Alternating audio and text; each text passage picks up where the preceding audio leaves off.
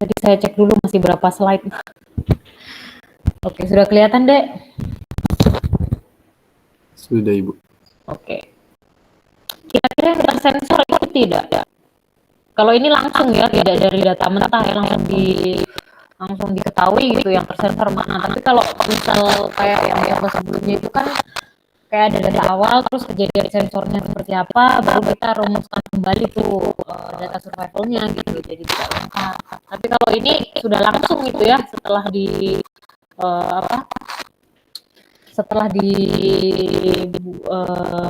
sensor gitu, jadi langsung ketemu ini. Kira-kira data sensornya itu tidak? Harusnya ikut enggak sih? Oh, harusnya ikut. Pilih. Kejadiannya berapa saja waktunya? Kan tadi perlu TI gitu kan ya, waktu kejadiannya, terus banyaknya kejadian, terus banyaknya yang masih istilahnya yang bertahan gitu, pasien yang bertahan. Sekali lagi kalau seperti ini Anda fokus ke kejadiannya saja gitu, yang ada kejadiannya. Jadi waktu-waktu di mana kejadiannya itu sudah ada gitu. Kalau tersensor kan berarti dia belum kejadian.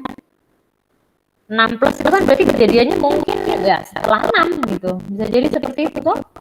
Kalau 35 plus berarti ya kejadiannya setelah 35 bulan gitu. Belum di 35 itu.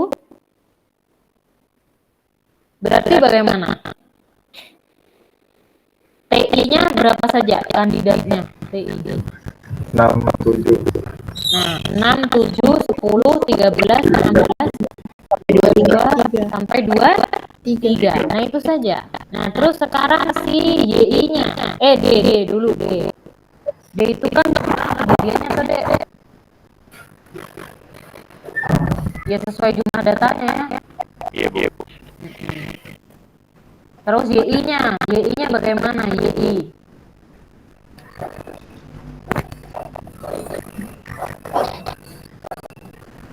Jadi saya cepat-cepat ini ya, saya lanjutkan dulu. Jadi sebenarnya betul tadi ada T-nya itu ya dari 6, 7, 10, 13 sampai 23 tanpa yang di sensor. D-nya tadi betul 3 karena 6-nya ada 3 kali loh kejadiannya. Terus waktu ke-7 juga 1 kali dan seterusnya 23 juga 1 kali gitu. Cocok ya D-nya. Nah, sekarang Y itu tadi istilahnya number of risk atau ya jumlah risikonya itu berapa, maksudnya pasiennya, yang pasien yang memungkinkan untuk terjadi kejadian itu gitu. Tentunya ya kalau dari awal ya berarti dia 21 gitu. Cocok ya, karena kan ini waktu, berarti kan kalau yang paling awal pasti yang pasiennya yang paling banyak, istilahnya yang semestanya paling dekat semestanya, semakin dia lama pasti ya akan berkurang gitu kan. Itu logis saya. Terus di sini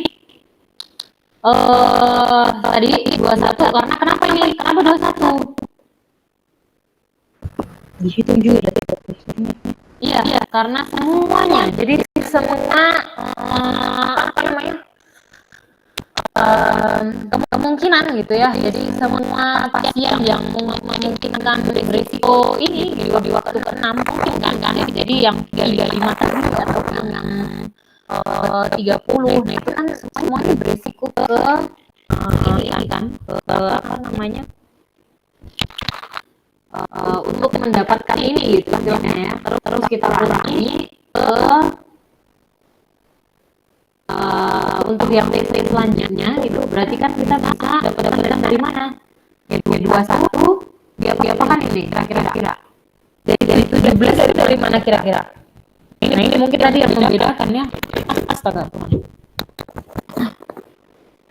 kalau dikurang 3 cuma dikurang 3 tapi ada yang tersensor 1 ya kan, kalau ada diperhatikan di sini ada yang 6 tersensor tapi istilahnya nggak tahu dia tersensornya karena apa ya, kan nggak tahu. Kalau tadi mungkin ya kalau tadi mungkin karena hilang ya, kalau hilang berarti untuk anggapannya memang tidak terjadi itu berarti. Kalau yang tadi punyanya nanti kita lagi. Kalau ini berarti yaitu 3 gitu. Cocok ya. Terus nextnya gimana? 10 itu gimana? Kenapa bisa dapat 15? Maka tadi ada 9. Ada 9 ya, ada sensor 1, ada kejadian yang T7 1 gitu, jadi mengurang gitu. Dan seterusnya sampai yang paling bawah. Berarti memang bedanya di sini ya, di exposure-nya harus kita atau number of freeze-nya itu harus kita akomodasi yang sensor tadi, karena ada kalau sensor tidak diikatkan, tidak diikatkan selanjutnya, istilahnya seperti itu. Nah, berarti coba dikali tadi tadi salah dalam konteks ya. Berarti anggapannya memang ya cocok ini ya, harusnya kan 23 ya, kalau tidak salah di sini 22 berapa ya coba. Tadi 0, berapa deh? 0,9 ya. Paling rendah 0,9. Tapi salah ini harusnya 3 nggak sih? 0,9 juga harusnya dapat. Nah itulah. Nanti mungkin kita ini lagi konstruksi ulang ya. Ini aneh juga tadi 0,3 kenapa dia 2 atau beda data kali. Mungkin ada kondisi yang lupa dicantumkan kali ya. Bisa jadi nanti kita lihat lagi, saya cek lagi ya. Tapi kalau ini tadi apakah jelas ada jadi hubungannya atau pengaruhnya sensor tadi berarti di sini ya, di Y-nya atau number of freeze-nya. Jadi dia tetap mempengaruhi hubungan keseluruhan gitu, karena itu tetap diamati itu, tapi istilahnya kejadiannya tidak diperhitungkan karena tidak sesuai dengan yang mau peneliti. Terus kalau ST-nya bagaimana? STOP T, saya rasa tinggal adik-adik ini ya, tangga gitu istilahnya ya. Adik-adik kalikan gitu, kurang misal yang pertama ini kan ya tinggal 1 dikurang D dibagi Y terus sama dengan, dan selanjutnya kan berarti tinggal mengalihkan yang sebelumnya dikali dengan yang di baris itu gitu. Jadi kita dapat, karena tadi definisinya survivalnya kampak merah adalah perkalian dari 1 dikurang tadi proporsinya ya, dibagi Y besar I gitu. Dan tergantung, makanya ini kan berlanjut gitu ya sampai di paling bawah. Nah kalau yang sebelah kanan, nah ini kita sama seperti varian ini berarti nama ini SE, dia bisa cocok apakah sama atau tidak ya. Oke, jelas ini contohnya. Ini rasa-rasa pakai Excel gambarnya lagi ini, ya tuh. Tapi kalau nulis nah itu mungkin agak perlu penelitian ya. Nah, grafiknya seperti apa? Dan di sini waktunya berarti ya tetap apa tadi? Sampai pagi 5 ya, kalau diakomodasi ada 35 plus gitu kalau nggak salah. Garisnya apa berarti kalau adik-adik? Data yang sensor. Data yang sensor ada di sini.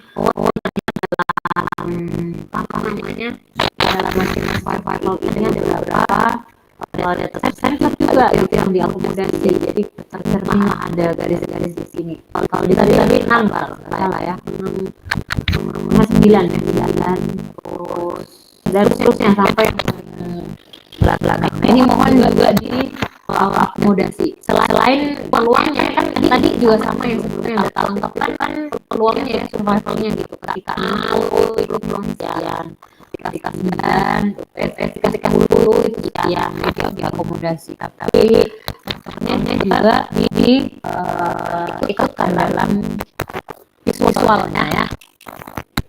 Oke, nah nextnya yang terakhir mungkin ini materi terakhir. Kita waktu sedikit ya 20 menit karena ini tidak terlalu jauh dengan yang tadi, jadi nyambung gitu ya. Jadi di sini estimator Nelson Allen. Jadi sebenarnya ini juga membutuhkan bagian dan BI, malah itu saja tidak perlu 1 dikurang gitu kalau survival ya. Jadi di sini digunakan untuk mengestimasi berdasar kumulatif. Jadi kalau ada tadi mungkin udah dapet survivalnya gitu, atau istilahnya peluang hidupnya ya, peluang survive-nya sampai kejadian yang kita ingin. Kalau tadi kan berarti peluang survive sampai dia tadi kalau survive hidupnya seorang ya, survive orang. Kalau di awal tadi di waktu T sama dengan 3 itu seberapa, T3 itu berapa peluangnya, itu kita katakan. Nah sekarang terkait dasar kuantitatifnya, jadi kita pakai Nelson Allen. Biasanya siapa kalau T kurang dari T1 ya dia 0, kalau TI itu kurang dari sama dengan T itu kita bisa jumlahkan juga gitu. Kalau tadi mungkin kali ya, kalau survival ini dijumlah ketika TI kurang dari sama dengan T dari si BI bagi YI gitu. Dan variansinya itu tinggal sigma DI bagi YI kuadrat. TI kurang dari sama dengan T. Dia dari bisa gunakan dua hal ini untuk mengambil estimator Nelson Allen tadi ya, estimator KM Kaplan Meier. Nah di sini untuk Nelson Allen sebenarnya mirip-mirip sama, karena dia juga dibacanya kita gunakan DI dan YI. DI itu tadi jumlah kejadiannya, terus YI itu tadi number of nya gitu, kurang berapa sih populasinya gitu istilahnya ya, kejadiannya itu berapa. Estimator ini itu merupakan parametrik gambar mengestimasi kuantitas yang tidak diketahui pada saat event. Dalam hal ini kuantitas yang tidak diketahui adalah peluang bersyarat dengan kondisi sebelum event terjadi atau hazardnya. Apabila estimasi hazard ini digunakan sampai waktu TK kurang dari T tertentu, maka kuantitasnya adalah estimasi hazard kuratif yang dirumuskan sebagai estimator Nelson Allen. Nah di sini sebenarnya dia bisa juga ingat hubungan antara survival dan juga hazard gitu. Hazard matematik lebih ya dibahas juga di awal dulu gitu, terkait ST sama dengan eksponensial dari eksponen dari pangkat eksponensial pangkat hazard kumulatifnya ya minus hazard kumulatifnya gitu. Dia juga bisa gunakan ini semua. Nah contohnya di sini apa bedanya tadi, tentunya yang ditanyakan pasti akan berbeda ya, karena tadi di Nelson Allen ini fokusnya adalah terkait kondisi sebelum eventnya terjadi itu seperti apa, atau ya hazardnya itu bagaimana ya. Hazard itu apa tuh gitu. Kalau adik-adik perhatikan mungkin biasanya kan kereta laju ya, atau laju perubahan dengan waktu yang singkat gitu ya, atau kalau kita amati dalam jangka waktu tertentu kejadiannya itu seperti apa gitu, tapi dalam waktu yang sangat singkat itu seperti apa. Namanya di sini dia laju lebih seringnya ya, dan itu diakumulasikan. Makanya di sini dari soal yang tadi itu bagaimana estimasi Nelson Allen-nya gitu, dan estimasi fungsi survival-nya dari si Nelson Allen gitu. Tentunya kalau estimator Nelson Allen itu kita beranjak dari tadi hazard kumulatifnya. Jadinya yang kita itu ini saya rasa datanya sama seperti tadi itu, tinggal kita ikuti estimator Nelson Allen itu tadi apa yang dicari. Hazard dulu ya di sini ya tadi. Nah ini dia definisinya seperti ini estimasinya. Jadi kita samakan DI per YI dulu di tiap titiknya gitu. Titik apa kejadian sama seperti tadi Kaplan Meier ya. Berarti ada 6, 7, 10, 13, 16, 22, 23 gitu. Makanya di sini langsung saja. Jadi di sini sama seperti yang sebelumnya dari dapatkan gitu ya untuk T dan D. Tapi untuk itu tadi estimator Nelson Allen itu berdasar kumulatif dan survivalnya tidak seperti Kaplan Meier, tidak hanya satu dikurang YI per YI, tidak, tapi survivalnya itu kita peroleh dari hubungan hazard kumulatifnya atau eksponen pangkat hazard kumulatifnya itu. Makanya di sini kita perlu hitung si hazardnya dulu gitu, dengan bagaimana caranya tadi definisinya sigma dari DI dibagi DI. Makanya di sini kalau untuk yang T pertama ya ini langsung ya DI dibagi DI atau T yang ini yang awal, terus yang kedua ya tinggal kita sigmakan sampai yang paling bawah. Tentunya tadi data sensor berarti hubungannya ada di Y-nya ini ya, pengaruhnya. Terus untuk survivalnya ya kita tinggal ini apa namanya cari nilai eksponen dari minus hazardnya yang sudah didapatkan dengan sigma tadi. Nah, bagaimana visualnya gitu? Tentunya ya hazard kumulatif ya, berarti ya tidak seperti survival gitu. Jadi kalau akumulasi kan biasanya seperti CDF ya, CDF itu kan ya akumulasi dari distribusi peluang. Nah ini juga kalau hazard kumulatif berarti kan dia ya akumulasi dari fungsi-fungsi hazard di titik-titik sebelumnya yang dituju gitu. Ya sudah, berarti di sini ya kita petakan lagi sama seperti yang tadi ya di tiap titik misal 6 berarti dia 0,14 kita ini ya berarti. Terus next 7 di sini dan seterusnya sampai yang paling ujung adalah 35 dengan hazard kumulatif yang sama tentunya karena ya tidak ada perubahan terus salah yang tadi pada data 23 kalau tidak salah yang terakhir. Nah ini dan ya data sensornya itu tercermin di grafik ini semua itu ya. Oke, apakah jelas? Jadi tidak jauh beda. Mungkin yang krusial di sini yang menentukan kejadian, terus number of risk-nya sama sih kejadiannya berapa kali gitu kan. Dan juga ini saja menurut saya yang sangat perlu dipertimbangkan. Kalau yang lain ya adik-adik bisa langsung ikuti estimasi normal itu yang bagaimana, estimasi Kaplan Meier itu yang seperti apa gitu untuk menentukan fungsi survival atau nilai estimasi survivalnya ya. Oke. Terus ini juga sama seperti slide sebelumnya. Ini hanya membesarkan saja agar lebih jelas. Nah ini untuk latihannya adik-adik. Atau ada pertanyaan dulu sebelum ke latihan? Jelas ya untuk yang Nelson Allen.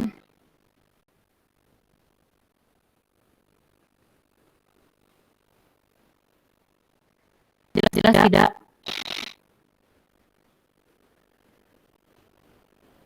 Ada pertanyaan tidak, Dek?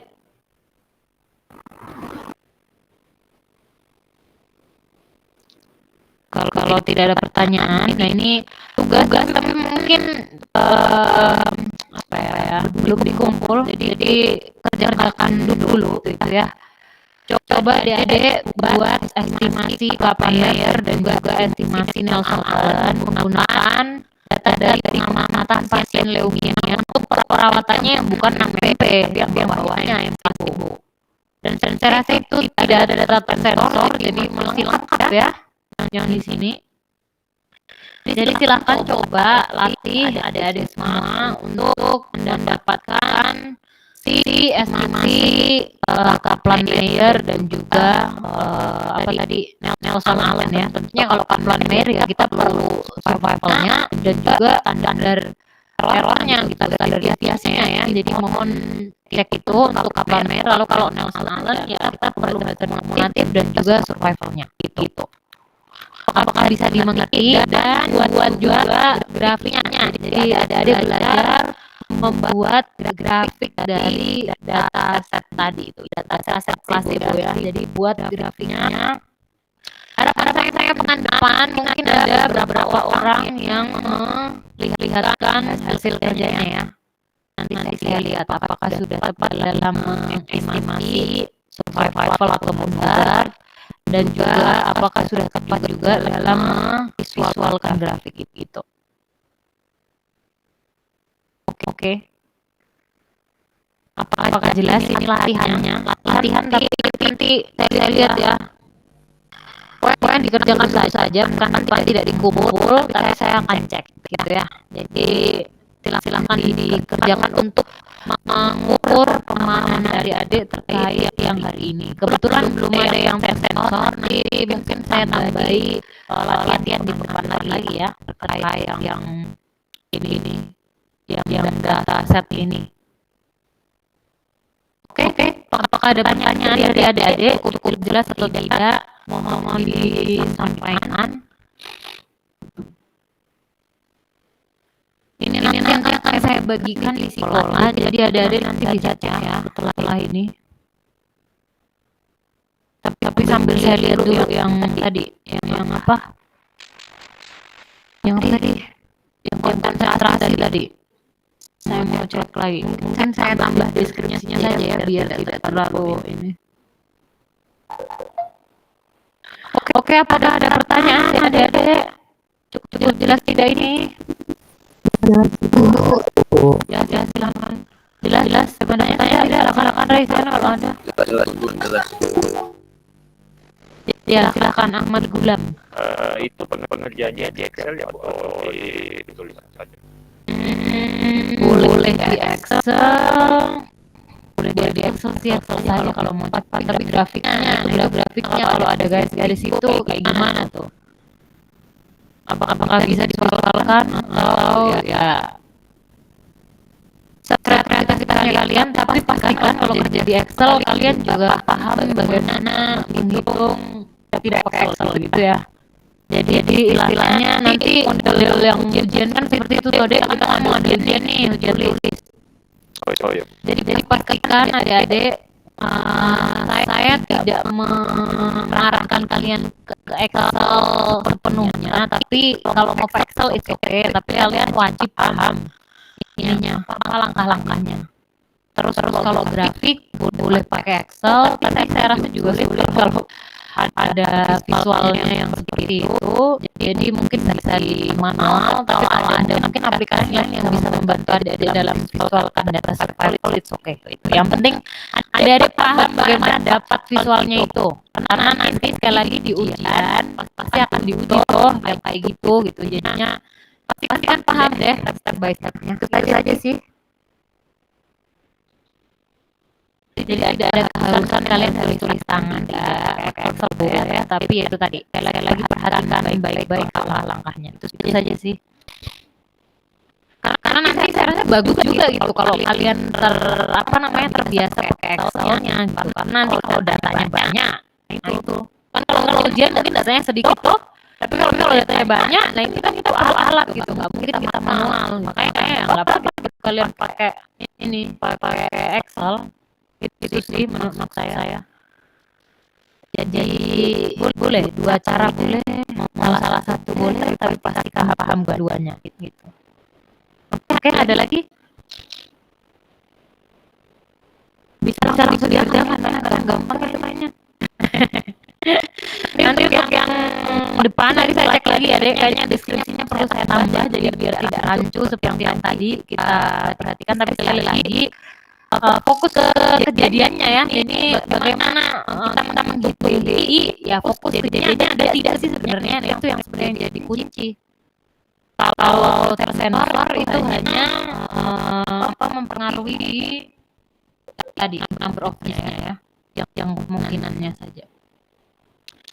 Oke, itu saja. Ada pertanyaan lagi selain Gulam tadi? Cukup jelas adik-adik. Apa ya biar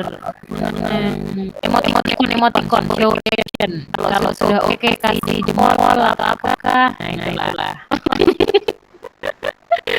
Nah itu kita manfaatkan ini ya, fasilitas gini ya dengan baik-baik ya. Oke, nah itu bagus itu. Oke, pantau Rohim Dimas jempol terus. Oke.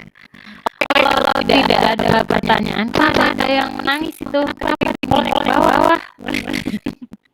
Silakan disampaikan ya kalau misal tidak maksudnya istilahnya ada yang tidak jelas. Nah itu kita bersama ya. Ini itu tidak ada yang sempurna ya. Saya kira ada PPT kan tidak sempurna juga. Jadi itu harus di cross check lagi. Jadi mohon maaf jika ada kekurangan, dan ya ini diskusi belajar ya. Jadi semoga apa yang disampaikan juga bisa bermanfaat. Nanti kalau ada hal-hal lain yang perlu didiskusikan, adik-adik bisa sampaikan di ini ya, di kolom chat ya, kolom chat WhatsApp maka ya. Jadi silakan nanti adik-adik bisa kerjakan latihannya dengan baik. Nanti pekan depan kita lanjutkan mungkin berdamai lagi dengan tabel mortalita ya. Jadi ada materi terkait mortalita tabel untuk survival ini. Jadi nanti kita ingat lagi apa saja sih yang ada di mortalita, kita kaitkan dengan survival. Itu sih. Jadi semoga kalau tidak ada pertanyaan, saya